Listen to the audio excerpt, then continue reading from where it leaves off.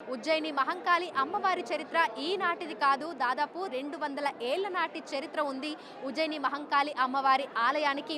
1815లో అమ్మవారి ఆలయాన్ని నిర్మించడం జరిగింది.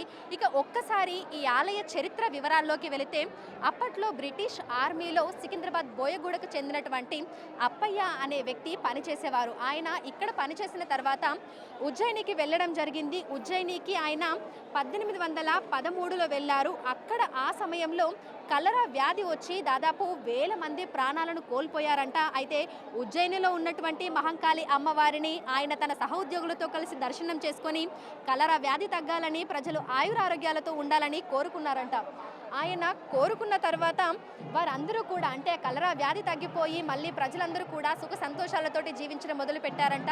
అయితే ఇది జరిగిన తర్వాత సికింద్రాబాద్కు వచ్చినటువంటి ఆయన ఇక్కడ ఆయన కుటుంబ సభ్యులకి వివరాలన్నీ చెప్పడము, అమ్మవారి మహత్యం గురించి చెప్పిన తర్వాత ఇక్కడే మన సికింద్రాబాద్లో అప్పట్లో అంటే 1815లో కట్టెతోటి నిర్మించడం జరిగిందంటే అమ్మవారి విగ్రహాన్ని. అలా రాను రాను అమ్మవారికి ప్రత్యేకంగా ఆలయ నిర్మాణం చేశారు.